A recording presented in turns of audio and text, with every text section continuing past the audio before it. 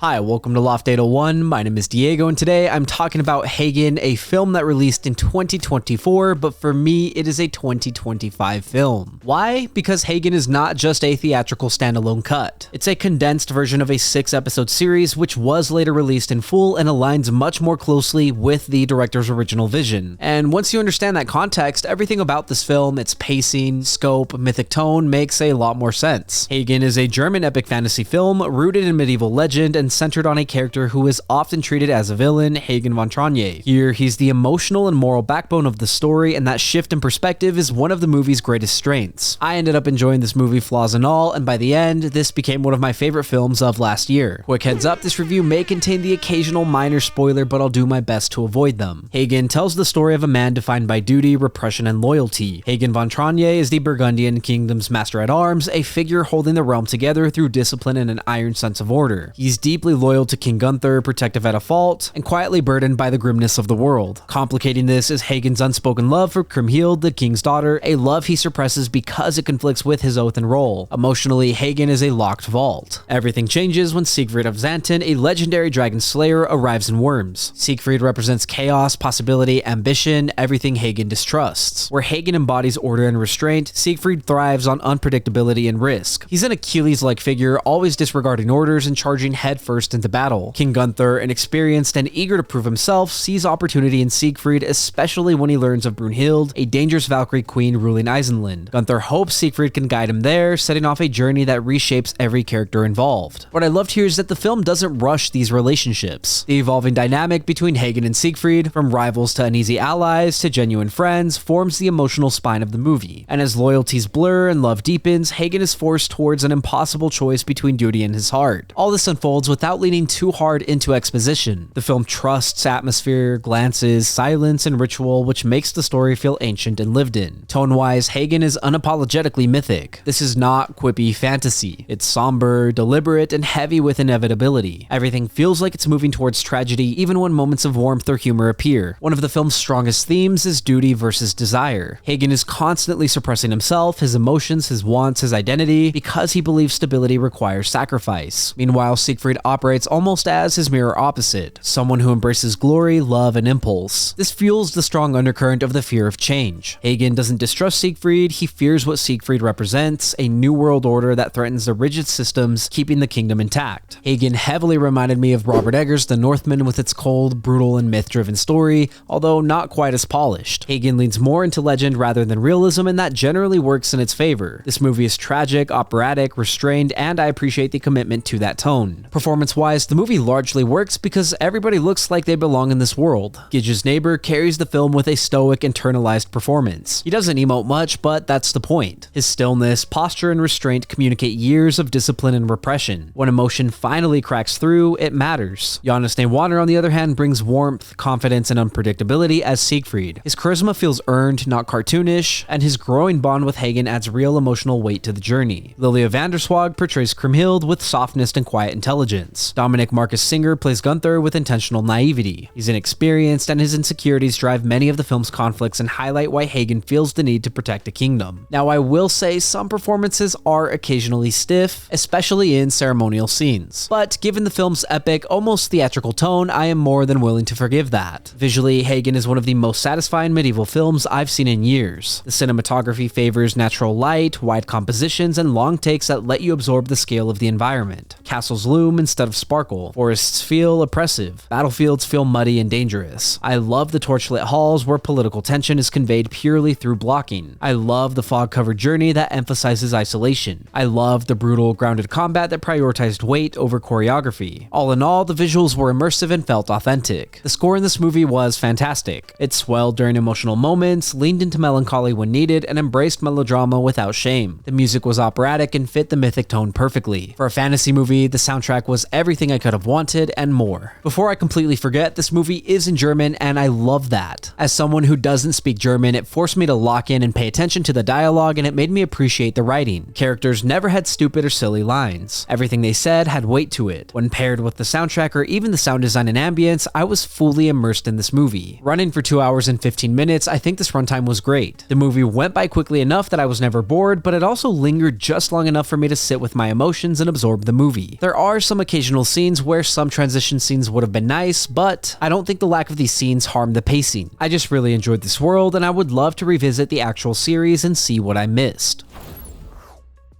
Hagen is the exact kind of epic, character-driven fantasy that I wish were more prevalent. It's patient, sincere, and unafraid to embrace tragedy and restraint. It's a film that values atmosphere as equally as spectacle. While it may not be as polished or as tightly grounded as other medieval fantasy films, its mythic ambition, lived-in world-building, powerful central performances, and fantastic score make it deeply rewarding. By the time the credits rolled, I felt like I had journeyed in this world, understood these characters, and felt the cost of every choice made. For me, that's the mark of a great epic, and that's why Hagen is one of my favorite films I saw last year. It's an easy recommendation for fans of medieval mythology, tragic storytelling, and immersive cinema. Thank you for listening to my review of Hagen. If you enjoyed the content, leave a like and hit subscribe. If you did not enjoy the content, thank you for sticking around. As always, I would love to read what you have to say, so leave a comment and let me know what you're thinking. Also, if there's something you want to see reviewed, don't forget to let me know and I will do my best to get to it. Lastly, if you want to see some more from me, then you can check out my vlogs linked up above or my podcast, Good Friends. Again, thank you for watching. My name is Diego and I will see you next time.